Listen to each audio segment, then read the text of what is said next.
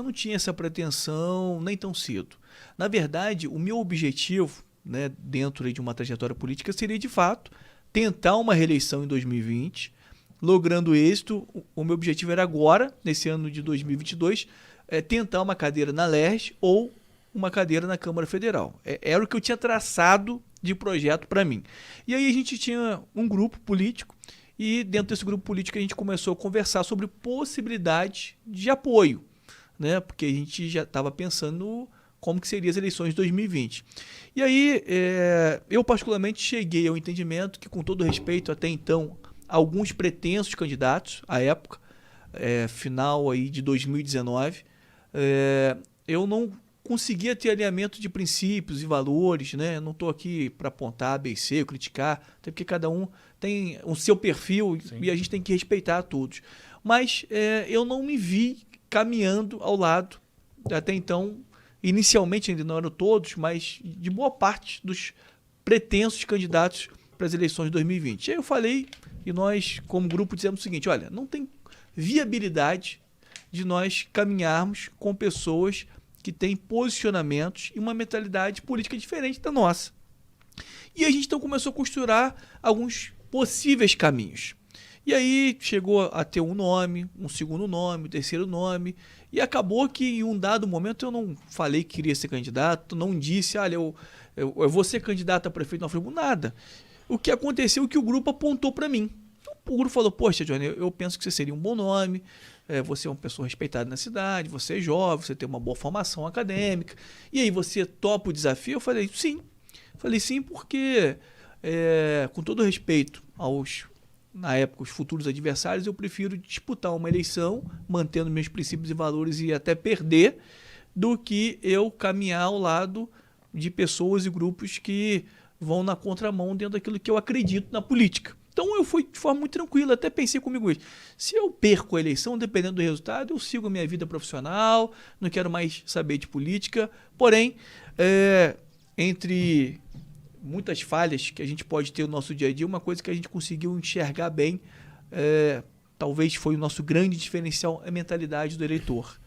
Né? Embora nós éramos um dos candidatos mais jovens, né, com pouca experiência política, mas a gente começou a ter mais ou menos uma ideia de quais eram as expectativas do eleitor, né, para poder, então, a gente buscar os votos. Né? E eu fico imaginando o empresário, quem empreende, tem que também ter mais ou menos essa mentalidade. Poxa, eu sou um comerciante, como é que eu vou alcançar, né, uma maior clientela possível? Tem que ter estratégia, tem que ser diferenciado. Sim. Porque se você for tradicional, você for o mesmo do mesmo, você não vai chamar. A gente em nenhum momento criou uma falsa expectativa, em nenhum momento apresentamos uma proposta mirabolante.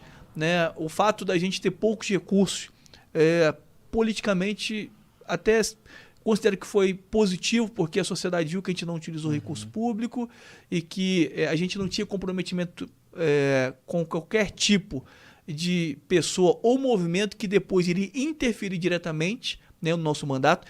Na verdade, esse é um dos grandes problemas da política brasileira, essa cultura.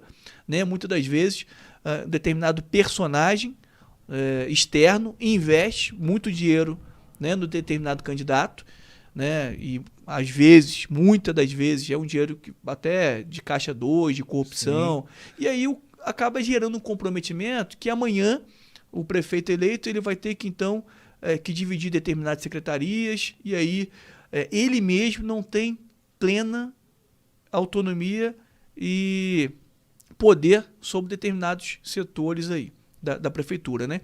E outra coisa é que na hora de uma decisão importante, ele acaba sofrendo interferência de terceiros porque ele tem esse comprometimento, né? Então, por isso que lá atrás a gente já percebia que alguns personagens e adversários da época continuariam com essa mesma mentalidade. E a gente falou, então vamos fazer o seguinte, vamos fazer diferente, né? Vamos partir para cima, né? Claro que a gente enfrentou bastante fake news, foi muito ruim, porque a família sofre bastante, né? Vasculharam a nossa vida de A a Z, né? E muitas das vezes fake news foi até positivo para a gente, porque quando apresentava fake news a gente desmentia e aí ficava muito claro, né, o porquê que apareceu as fake news, é porque a gente estava cada vez mais se fortalecendo, né? Então,